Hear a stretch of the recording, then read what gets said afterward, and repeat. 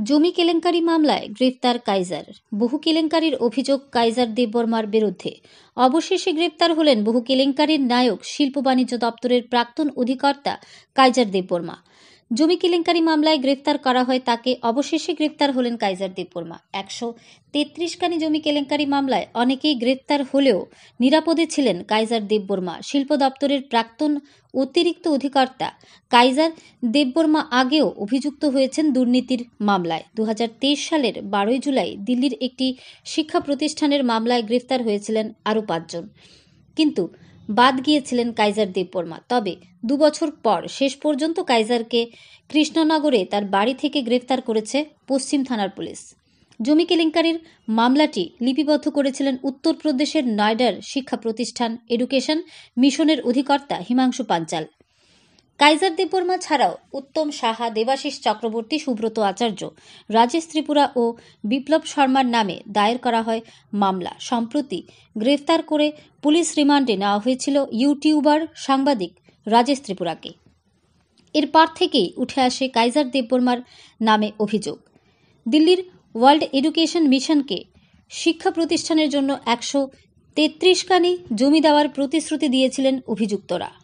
মোহনপুর মহকুমা শাসক অফিস থেকে তৈরি করা হয় নকল জমির দলিল। এ বিষয়ে মোহনপুর মহকুমা শাসকের কাছে দায়ের করা হয়েছিল অভিযোগ। লিপিবদ্ধ হওয়া মামলা অনুসারে দিল্লিতে শিল্পোদ্যোগী মেলায় কাইজার সহ অভিযুক্তদের কয়েকজনের সঙ্গে পরিচয় হয়েছিল ওয়ার্ল্ড এডুকেশন মিশনের অধিকর্তার। ত্রিপুরায় শিক্ষা প্রতিষ্ঠান করার জন্য আগে চুক্তিবদ্ধ হয়েছিল বেসরকারি সংস্থাটি। তাদের সঙ্গে প্রথমে আলোচনা হয় শিল্প দপ্তরের কাইজারের। এরপরে বোধজংনগরে দেখানো হয় জমি। অভিযোগকারীর কাছ থেকে 1,25,00,000 টাকা হাতিয়ে নেয় অভিযুক্তরা। এই টাকার বদলে 48.52 একর জমি হস্তান্তরের প্রক্রিয়া হয়।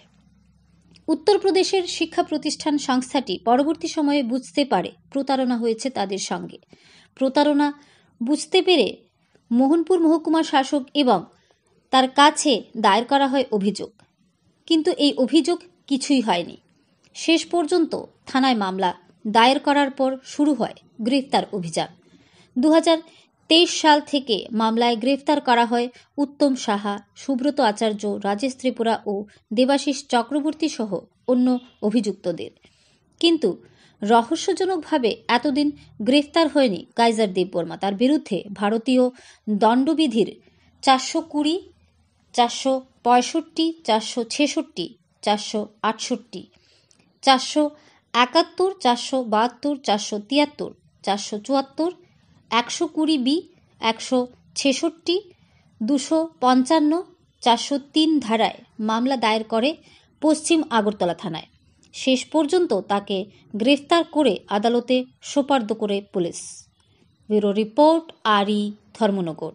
12/7/2023 তারিখে ওয়ার্ল্ড এডুকেশন মিশনের ডাইরেক্টর হিমাংশু পাঞ্চাল একটা কমপ্লেন করে। এই কমপ্লেনের ভিত্তিতে পশ্চিম থানাতে একটা কেস রেজিস্টার করা হয়, যার number 111/2023 under section 120B, 166, 255, 403, 420, 465, 466, 467, 468, 471, 472, 473, 474 IPC অনুযায়ী একটা মামলা নথিভুক্ত করা হয়।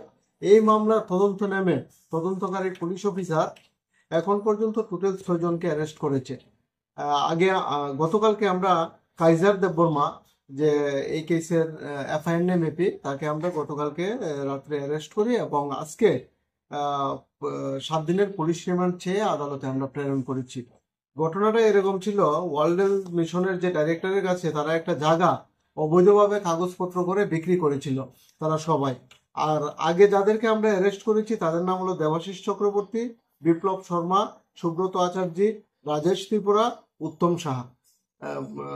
তাদেরকে আমরা এই কেস কানেকশনে অ্যারেস্ট করেছি এবং আদালতে প্রেরণ করেছি পুলিশ রিমান্ড চেয়ে।